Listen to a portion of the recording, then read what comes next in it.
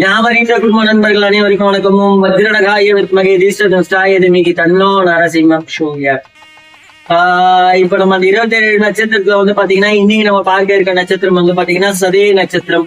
சதய நட்சத்திரத்துக்கு பிறந்தவர்கள் வாழ்வில் அனைத்து வளங்களையும் பெற அவர்கள் நட்சத்திர அதிபதியான ராகு பகவானையும் நட்சத்திர அதிதேவதையான வருண பகவானையும் வழிபட வேண்டும். நீங்க வந்து ராக பகவானையும் வருண பகவானையும் வழிபட வேண்டும். சிறந்த பலன்களை பெற வேண்டும். சிறந்த பலன்களை பெற உதவும். அதே போல வந்து பாத்தீங்கன்னா வருண பகவானின் வழிபாடு இந்த நட்சத்திரத்துக்கு போகுது. நிலைகளுக்கு அதிபதியான வருண பகவானை வழிபடுவது சிறப்பு. அப்படி உங்க வந்து நீர்நிலைக்கு நம்மளால போக முடியலன்னா உங்க வீடு பக்கத்துல இருக்க ஏரியோ இல்ல ஆறோ இல்ல கடலுக்கோ அருகில் சென்று மனதார பிரார்த்தனைகளை செய்வது சிறப்பான பலனை தரும்.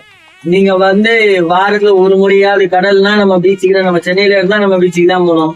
ஊரா இருந்தா ஆறு இருக்கும், ஆறுல சின்ன ஓட மாதிரி போனா கூட பரவாயில்ல. ஏன்னா வருண பகவான்றது வந்து நம்மளுக்கு வாழ்வாதாரத்துல முக்கியமான பகவான்ல வந்து வருண பகவான். ஏன்னா தண்ணி இல்லைன்னா நம்மளால வாழ முடியாது. சோ அதனால அந்த வருண பகவானை இருக்கோம்ல. சரி, எதுவுமே இல்லைன்ற ஆப்ஷன்ல நம்ம வந்து அந்த கணத்துக்கிட்ட நின்று வழிபடுவது அவ்வளவு விசேஷம். வேற வழி இல்ல, வீட்டுல கிணறு இருக்கு, கணத்துல நின்று வழிபடுறது அவ்வளவு விசேஷம். அதுக்காக வந்து எதுவுமே இல்லைன்னு டேப்ப தர்மத்துக்கு வழிபடுறதுலாம் விசேஷம் இல்ல. சோ கணத்துக்கிட்ட நின்று வழிபடுறது விசேஷம். அப்படி இல்லைன்னா வாரத்துல ஒரு முறையாவது பக்கத்துல பீச் இருந்தா பீச்சு, இல்ல உங்க வீட்டு பக்கத்துலயே ரிவரோ இல்ல ஏரியோ இல்ல குளமோ இருந்ததுன்னா கோயில் குளத்துல கூட போய் நின்றுக்கிட்டு அந்த வருண பகவான் நினைச்சு உங்க பிரார்த்தனைகள் வச்சீங்கன்னா அவ்வளவு நல்லது. எல்லா பிரார்த்தனைகளும் நிறைவேறும். அதே போல வந்து சிவபெருமான் வழிபாடு திங்கட்கிழமை அல்லது உங்க சதய நட்சத்திரம் ஜென்ம நட்சத்திரத்தன்று சிவபெருமானுக்கு நீர், சந்தனம் மற்றும் எள்ளு கொண்டு அபிஷேகம் செய்து வழிபடுவது தோஷங்களை போகும். இது கோயில கொண்டு போய் கொடுத்தீங்கன்னா நான் கண்டிப்பா நடக்காது. அதனால உங்க வீட்லயே எல்லா வீட்லயும் சின்ன சின்னதா சிவலிங்கம் இருக்கும். அதனால முதல்ல ஜலத்தை விடுங்க.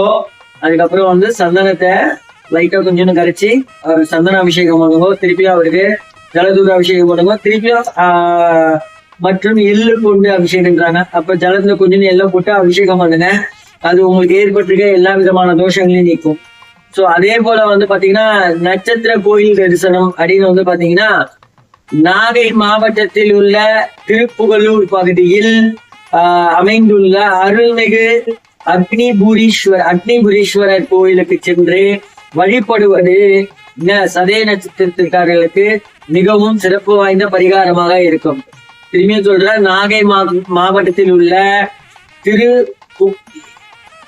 திருப்புகலூர் அந்த இடத்துல இருக்க ஸ்ரீ அக்னிபுரீஸ்வரர் கோயில போயிட்டு சிவபெருமான வழிபடுறது நல்லது. அதே போல உங்களுக்கான தான தர்மங்கள் அப்படின்னு வந்து பாத்தீங்கன்னா ஏழைகளுக்கு தண்ணீர் மற்றும் உணவு மற்றும்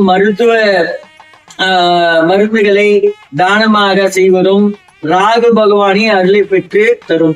நீங்க ஏழைகளுக்கு யாராவது ஏழை இருக்காங்க, அவங்களுக்கு வந்து சாப்பிட வரலன்னா சாப்பிடறதுக்கோ இல்ல அவங்க கேட்கும் தண்ணி, அதே போல வந்து பாத்தீங்கன்னா அவங்களுக்கு உடல் உபாதைகள்னா மருந்து, இந்த மாதிரி விஷயத்த வாங்கி கொடுத்தீங்கன்னா ராகு பகவானோட பக்க சப்போர்ட் பலம் உங்களுக்கு கிடைக்கும். அதனால உங்களுக்கு ராகு தோஷமும் நீங்கும். அதே போல வந்து பாத்தீங்கன்னா பிராணிகளுக்கு உதவினா சனிக்கிழமைகளில் எருமை மாடுகளுக்கு தீவனம் அளிப்பதும் ஆதரவற்ற முதியவர்களுக்கு உதவுவதும் உங்கள் தோஷங்களை குறையும். நீங்க வந்து சென்னையில எதிர்பார்க்கணும், பட் பொதுவா சொல்றேன், எருமைன்றது வந்து கிராமப்புறத்துல எல்லாத்துலயும் இருக்கு. முடிஞ்சா ஒவ்வொரு சனிக்கிழமையும் இது பண்ணுங்க. அப்படி இல்லைன்னா ஆதரவற்ற முதியவர்கள் நிறைய பேர் இருக்காங்க, அவங்களுக்கு ஒரு வேலை சாப்பாட்டுக்கோ அவங்களுக்கு உடை, இந்த மாதிரி விஷயங்கள் வந்து நீங்க தானமா கொடுத்து வந்தீங்கன்னா உங்களோட தோஷங்கள் என்னென்ன விதமான தோஷங்கள் இருக்கோ எல்லா தோஷங்களையும் நீங்கி வாழ்க்கையில வந்து கண்டிப்பா உங்களுக்கு வெற்றி கிட்டும். நம்பிக்கையுடன் செய்து கொண்டு வாருங்கள். நல்லதே நடக்கும். நன்றி, வணக்கம் மற்றும் ஒரு நற்பதிவில் சந்திப்போம்.